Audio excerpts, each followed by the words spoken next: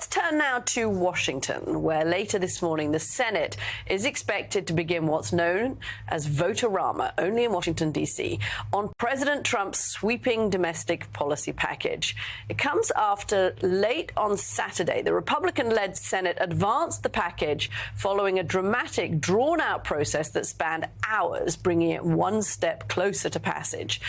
It narrowly advanced after Majority Leader John Thune and Vice President J.D. Vance struck a deal with the holdouts. Trump also stayed in Washington over the weekend to engage in the whip effort, calling senators and hosting meetings. Ultimately, the vote was 51-49, with two Republicans, Senator Tom Tillis, who you heard earlier, and Rand Paul joining all the Democrats in opposition. Yesterday, the nonpartisan Congressional Budget Office published its analysis of the bill, saying it would increase the national debt by $3.3 trillion over the next 10 years.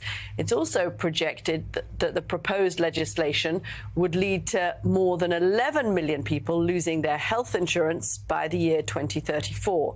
Minority Leader Chuck Schumer spoke on the Senate floor on Sunday, accusing Republicans of falsifying the math to get the bill across the finish line. CBO just this morning said it will explode the debt by $3.3 trillion. And they said it will likely cost more over time. More than that, closer to $4 trillion. Rather than be honest with the American people about the true costs of their billionaire giveaways, Republicans are doing something the Senate has never done before, deploying fake math and accounting gimmicks to hide the true cost of their bill. Meanwhile, he's back. Elon Musk renewed his own attacks on the legislation. The Tesla CEO and former Trump advisor launched a series of criticisms over the weekend, calling the bill, quote, utterly insane and destructive. Musk also referred to the bill as political suicide for the Republican Party, amplifying a poll that suggests it's politically unpopular. So let's discuss all of this, bringing in managing editor of The Bulwark, Sam Stein, MSNBC senior Washington correspondent, co-host of The Weekend, Eugene Daniels, doing great work on Way Too Early this morning. Thank you, Eugene. Congressional reporter for The Hill, Michael Snell, and MSNBC contributor and author of the book, How the Right Lost Its Mind, Charlie Sykes. Eugene, you've been covering this, of course, all weekend. The vote-a-rama, what's the time frame? First of all, why do we call it a vote-a-rama? Does Washington have to have a name like this for everything? It's like every time there's a storm, it's got some kind of new nickname. Anyway, we're about to start the vote-a-rama. When does it get through? When do we get a sense of whether this gets to the president's desk by July the 4th? Yeah, we got to have fun in D.C. somehow, and that's by making ridiculous names. That's for fun. Ridiculous That processes. counts as fun in Washington. It's sad here. It's sad here. I think, the speed of this is going to depend on, the types of amendments that come through this. The president has thrown up his hands and said, July 4th was like a soft deadline. They can do it before, they can do it after. It seems like it's more likely that it's going to happen after, because remember, it has to go through the Senate and then back to the House. And there are lots of members in the House who still say they have issues, though they will probably vote for it anyway at some point, but it's going to be painful. I was talking to a Democratic senior aide to Senate leadership over the weekend, and they said some of the amendments that they are looking to put in there are protecting Medicaid, about Trump family corruption, tax cuts for billionaires, and not being able to take SNAP benefits away from children. So they're looking for ways to make it difficult for Republicans to do this, politically difficult. But I've also talked to a lot of people who are a little frustrated. They want to see Democrats doing more. It's hard to break through in this media environment. We all know that.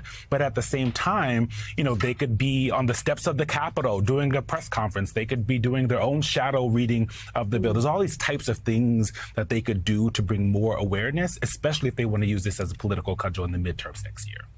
Yeah, Michael, your beat is the House. It comes to the House now. There are plenty of Republicans, too. I mean, Democrats may be fed up with the kind of efforts that they're making to try and block this. But talk to me about the Republicans and what you're hearing.